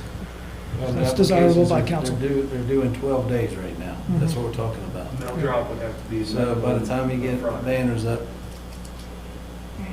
it's gonna have to take a week, probably ambitiously. So, okay, well, I've spoken my piece. I think we need to roll on and do as much as we can. Melissa can get the news stations involved, news outlets, on behalf of all 3 localities. That's a good story. But I think we're 10 days doesn't matter a whole lot, except it does right now. Let me put it that way. 10 days doesn't matter a whole lot, but it does right now. The businesses, licenses that we have right now, do we have an email address for every single one of those businesses? That is certainly something that we don't have for all businesses, but we have a decent one, and we've, through emails that we've sent out this spring, we have more updated ones than we have. So yes, so that is something that we certainly could, that would be something that could happen quicker than I mean, others. that would be a fantastic Yeah, I idea. think That's great. How many do you think we don't have emails on? Percentage. Mm. It's hard to say. 10 to 20%, we don't have one. So why don't we That's send- not bad. Why don't we send letters to them and continue the email blitzes to the others? Okay. But also in the letter that we're sending to the businesses we don't have the emails on, we also request that they provide us their email address. When you renew your business license, it does ask you, so it's your choice whether you include it or not. Yeah. And we just decided to go on the letters. I can provide you some help. I can go from there. So we're gonna move on emails that we have, and we're going to send out letters to the ones we don't have. Yes. And that hopefully will go out in the next day or 2. They have to. Mhm. It has to. It does. Yeah. That's the only thing, you know, I would talk to Blacksburg, tell them what we're looking at in Montgomery County. You know, if we don't extend it 10 days, maybe we extend it 5 days. Kind of split the middle of it. That's got them time. And certainly, if the ones that you're sending out the email, the letters to, if there's an application they have to have, it certainly wouldn't, I mean, I don't know whether they get it online, or at least you'll tell them where to get it online. Right, it would be, yes, it would be online. All right. Yep. It's online now.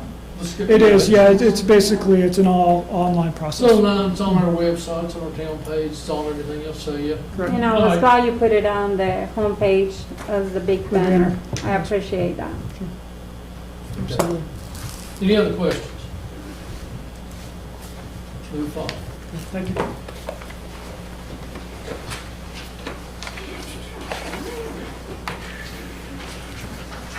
Staff reports, town manager.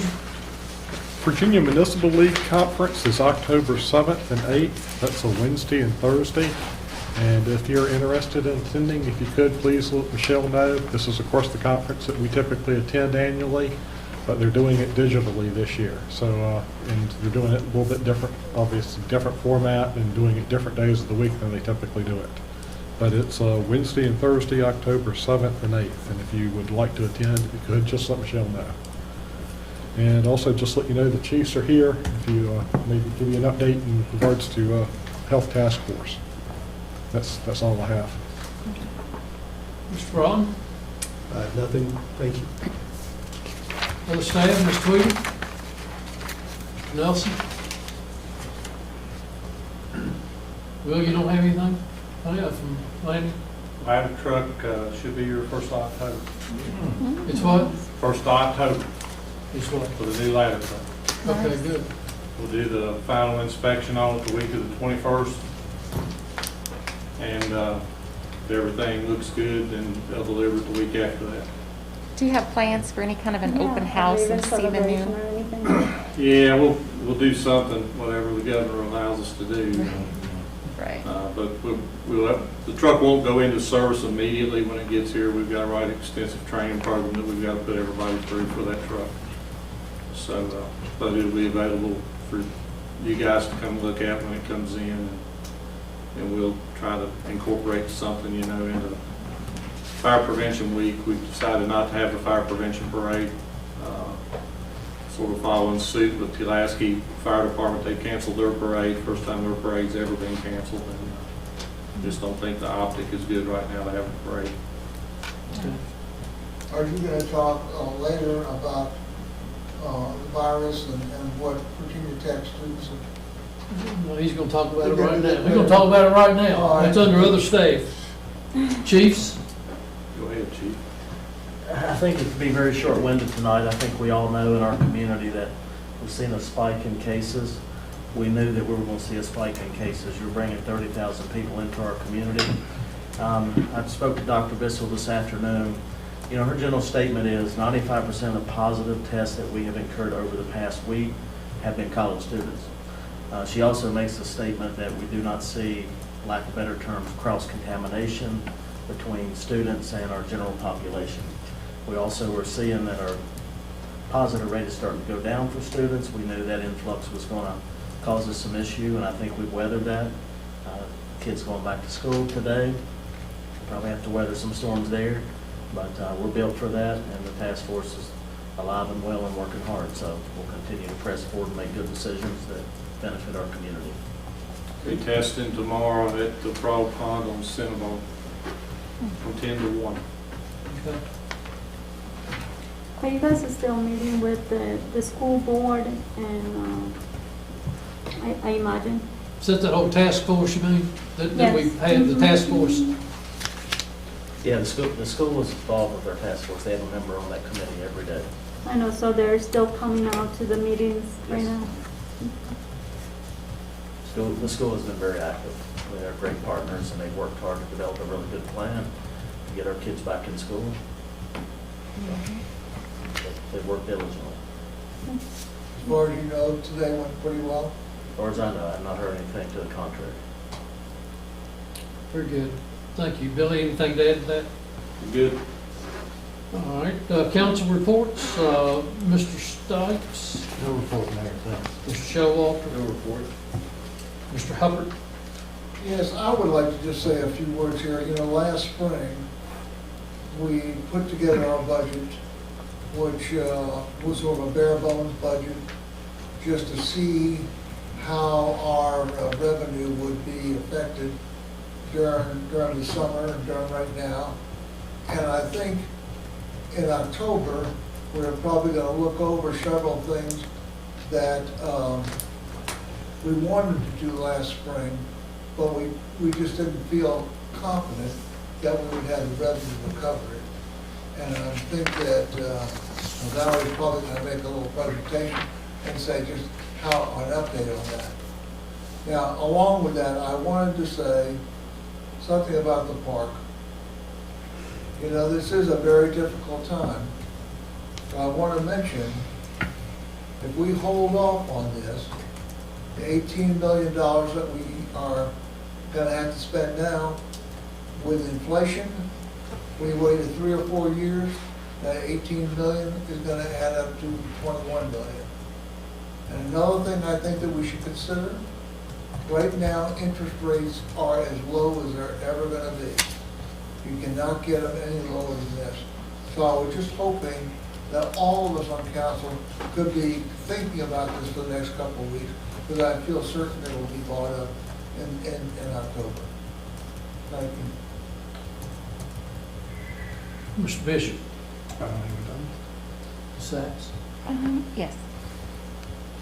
I did want to maybe see if Randy's willing to talk a little bit about this as well, but there's been a lot of citizens that have reached out to me concerning Roselawn Cemetery, and they're not happy there. So I've attempted to reach out to Stonemore Corporation, and Randy has stepped in as well.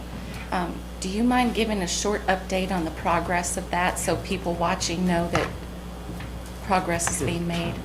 I spoke to Ross Cameron. He's with Stonemore Corporation. He's the new general manager of Roselawn Cemetery. He's been on board 3 weeks with them, and he said he does have focus on the park.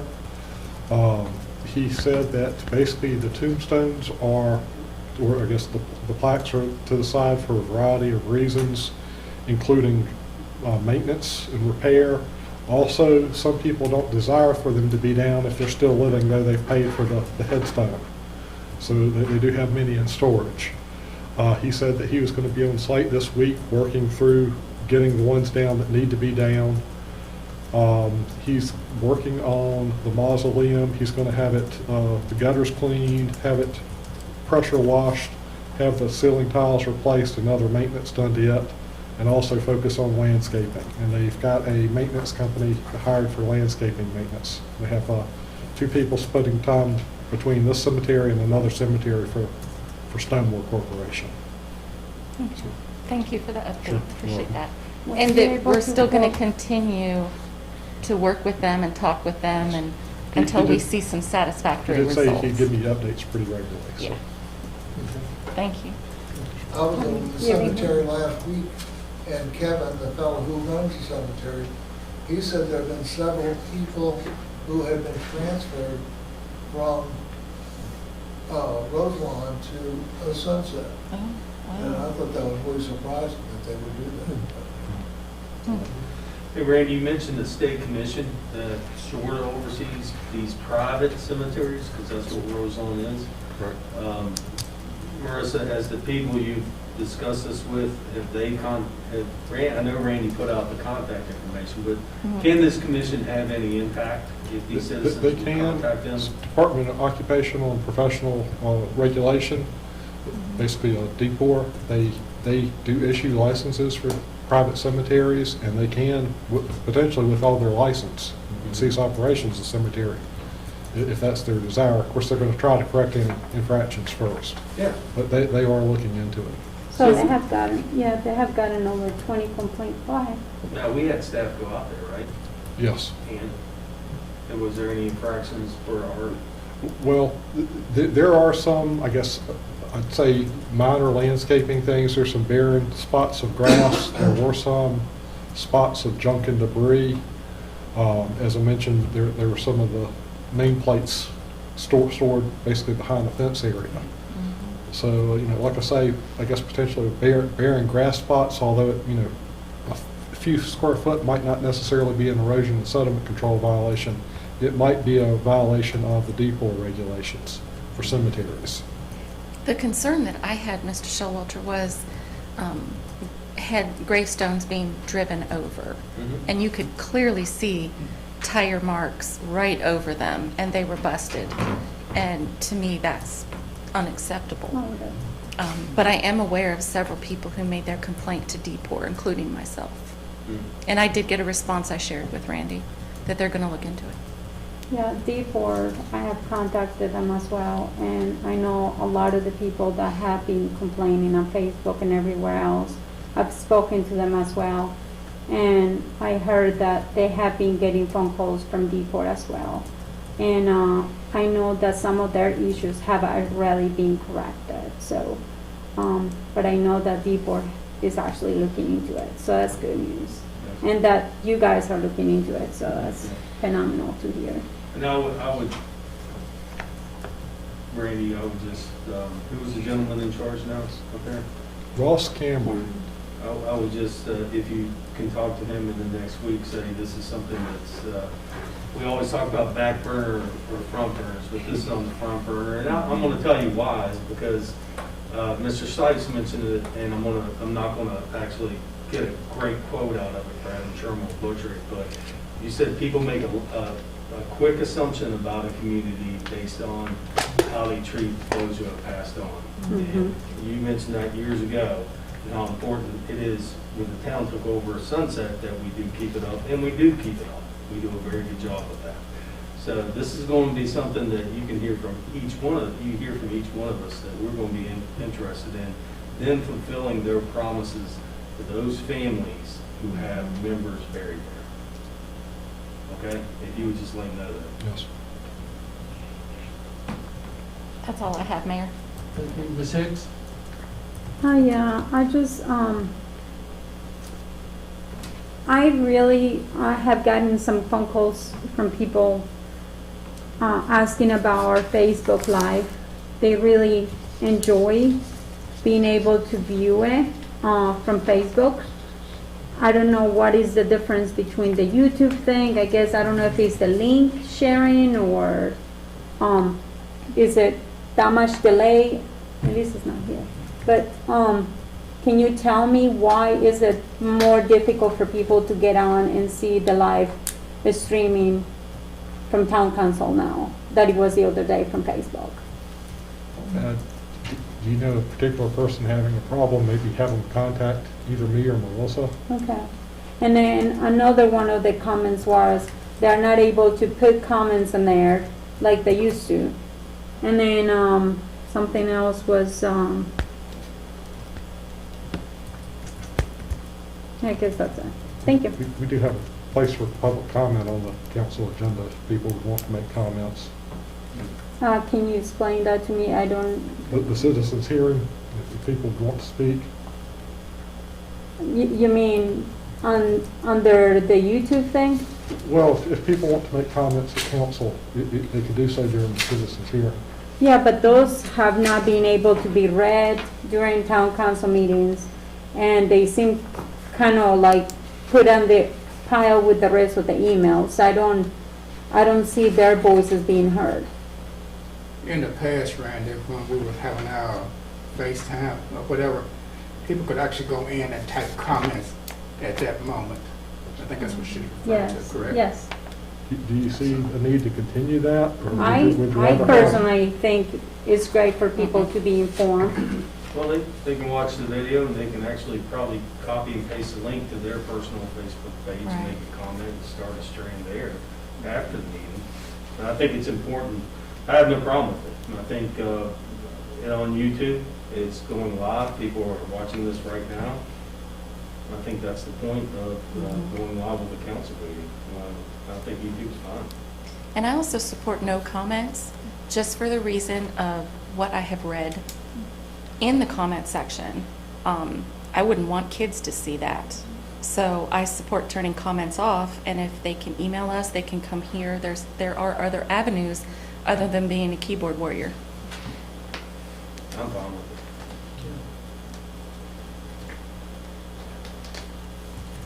It's fine, I'm here every day, so I don't know how many people here at all the meetings, so. All right, is that it? Yep. Thank you.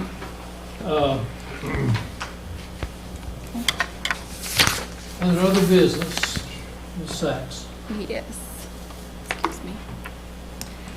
I move that town council enter into closed meeting as stipulated in the agenda for codes 2.2-3711A7 for the consultation with legal counsel and briefings by staff members or consultants pertaining to actual or probable litigation where such consultation or briefing in open meeting would adversely affect the negotiating or litigating posture of the public body.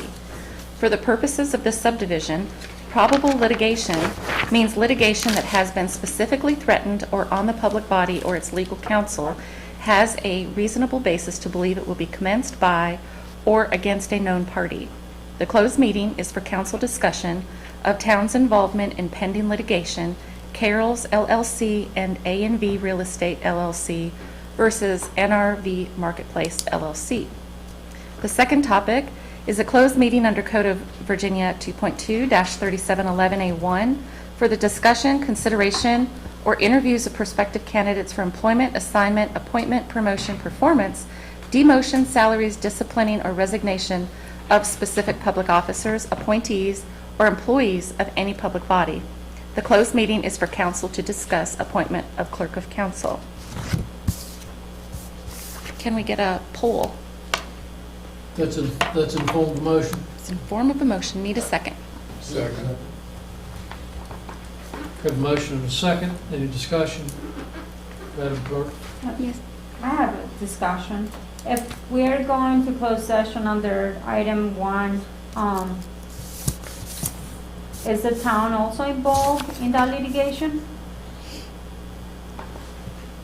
That would be the purpose of going into closed session to discuss that, but yes. Okay, thank you. All right. Madam Clerk, is it, Madam Clerk, was on both meetings? Yes, sir. Councilman Bishop? Councilwoman Hicks? Aye. Councilman Hubbard? Councilwoman Sachs? Aye. Councilman Showalter? Aye. Councilman Stipes? Aye. At 6:00, we're going to take about a 4-minute recess. When we come back, only town council, attorney, town manager, and assistant town manager. I believe is all we need. Is that right, Randy?